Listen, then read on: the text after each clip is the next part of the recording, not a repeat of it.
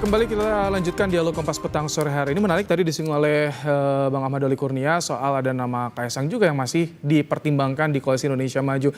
Bang Doli, ini kalau Kaesang ini dipersiapkannya untuk cawagup atau untuk mengunci posisi cagupnya nanti? Atau justru bisa membuka kemungkinan nih Ridwan Kamil, Kaesang?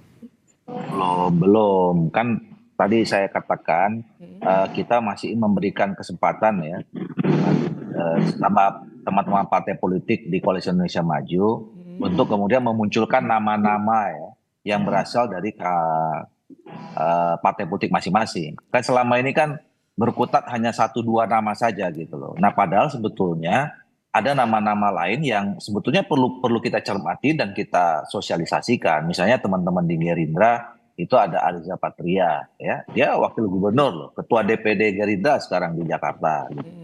Nah, kemudian dulu teman Gerindra pernah menyebutkan nama Budi Jiwandono. Ya.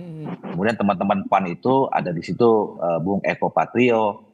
Nah, termasuk siapa saja yang berada dalam koalisi Koalisi Indonesia Maju, termasuk di kan ada PSI di sana, ya, mereka juga punya ketua umum namanya Kaesang. Nah, jadi masih terlalu dini, masih terlalu panjang waktunya. Kita sudah bicara tentang siapa dengan siapa. Ini masih kita exercise lah, kira-kira begitu. Oke, Bung Rey, bagaimana Anda melihat dengan tokoh-tokoh yang muncul? PKS resmi nih, Anies, Sohibul Iman. Tapi ada nama lain juga di Kim tadi, Ridwan Kamil, Kaesang, Eko Patrio bahkan. Ini kira-kira ada berapa poros nih yang akan muncul di Jakarta?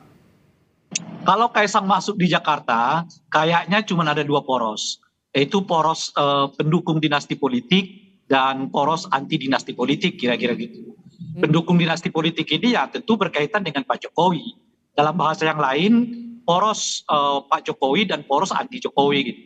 Nanti PDIP dan sebagainya itu mungkin akan gabung dengan poros anti Jokowi tentu saja, atau anti dinasti politik. Tinggal 2. Tapi kalau faktor Kaesang nggak ada, kemungkinan besar dan saya kira makin besar kalau Anies betul-betul berpasangan dengan Sohibul Iman, akan ada 3 pasangan gitu. Siapa pasangan ketiga itu? Tentu satu dari Kim ya, yang kedua mungkin akan muncul dari PDI Perjuangan yang punya potensi mendukung sendiri kadernya dan bisa saja dipasangkan dengan Sandiaga Uno gitu. Jadi Sandiaga Uno masuk kembali, tentu P3 juga akan punya suara di Jakarta untuk menyumbang, tinggal dicari beberapa partai politik yang lain untuk mendukungnya sesuai dengan syaratan administratif, maka persaingan makin kuat. Itu yang saya sebut tadi. Ini pengaruh Jokowi masih akan kuat, masih akan terlihat di Pilkada Jakarta. Kalau di Jakarta saya kira nggak terlalu tinggi. Masih jauh lebih kuat pengaruh PKS dan PDI Perjuangan. Itu sudah dibuktikan tuh ya, oleh PKS meraih suara terbanyak, sementara PDI Perjuangan meraih suara kursi kedua dalam kondisi di mana dia digoncang gitu. Jadi suaranya Jokowi itu udah pindah. Tapi kan PDIP tetap dapat nomor 2 di Jakarta. Gitu. Yeah. Artinya apa? Artinya efek Jokowi di Jakarta nggak terlalu banyak berbicara gitu. Itulah menurut saya membuat orang seperti Doli dan kawan-kawan di Kim agak ragu-ragu nih mengusung nama Kaesang. Sebab kalau Kaesang ini dipasangkan, kelihatan negatifnya jauh lebih banyak ketimbang positifnya gitu. Negatifnya ke Ridwan Kamil, negatifnya ke tim lah secara menyeluruh, positifnya justru diambil oleh kelompok non Kim ini gitu ya. Kenapa saya katakan begitu? Karena di Jakarta itu kemungkinan kalau Kaesang maju akan ada 3 kelompok yang menyatu. Kelompok Islamis dipimpin PDI Perjuangan, PKS, kelompok nasionalis nanti akan bersama dengan PDI Perjuangan, dan kelompok pro demokrasi yang isunya memang anti dinasti, anti nepotisme gitu. Ya. Nah, 3 kelompok ini akan bergabung. Lalu pertanyaannya kira-kira pangsa pasarnya Ridwan Kamil sama Kaesang di Jakarta itu siapa lagi?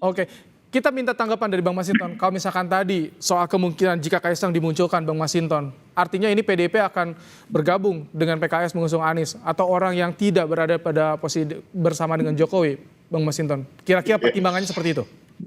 Ya, saya nggak mau komentarin inilah ya. Artinya tiap-tiap partai kan punya strategi, baik partai politik maupun mitra dalam partai politik lainnya. Nah, tentu kami PDI Perjuangan ya kami menyadari betul bahwa syarat untuk mengusung itu ya harus memenuhi syarat 20% perolehan kursi di Jakarta. Artinya PDI Perjuangan baru meraih 15 kursi tinggal mencari 7 kursi, maka apapun yang kita bicarakan tentu lagi-lagi adalah bagaimana membangun kerjasama dan mengajak partai politik lainnya untuk bekerja sama agar kita bisa sama-sama dapat mengusung calon gubernur dan calon wakil gubernur secara bersama-sama. Karena apapun tentu hari ini pembicaraan itu bisa ditindaklanjutin, direalisasikan kalau ya syarat secara formal untuk mengusung itu terpenuhi. Maka yang utama bagi kami adalah sembari kami melakukan survei terhadap figur, kami juga melakukan penjajakan kepada partai-partai politik lainnya, khususnya di DKI Jakarta yang memperoleh kursi DPRD di Jakarta ini. Oke, baik Bang Doli. Kalau dari Golkar sendiri hitung-hitungannya untuk Jakarta ini bagaimana? Sekarang komunikasi yang paling intens dengan mana sih? Dengan partai mana, Bang Doli? Ya, saya kira hitung-hitungannya sama dengan partai politik yang lain ya. Untuk menghadapi kontestasi apapun ya, pasti semua partai politik atau peserta kontestasi itu ingin menang.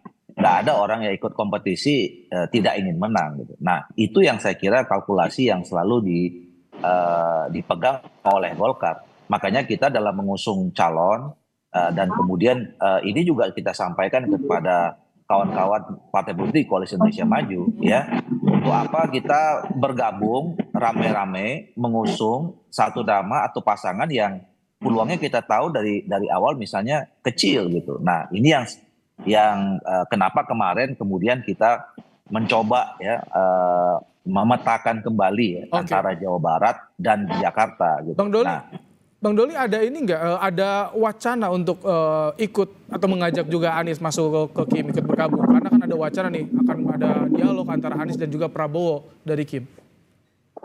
Ya, saya kira itu dua hal yang berbeda ya. Kalau komunikasi antara Pak Prabowo sama Pak Anies, saya kira itu penting,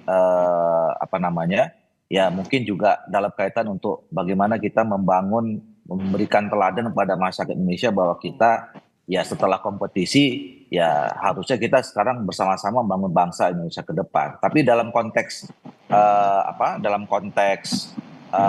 kontestasi pilkada, saya kira kita di dalam Koalisi Indonesia Maju belum pernah ada membicarakan soal nama-nama lain di luar nama dari masing-masing kader partai politik yang dikerakan dalam Koalisi Indonesia Maju. Baik.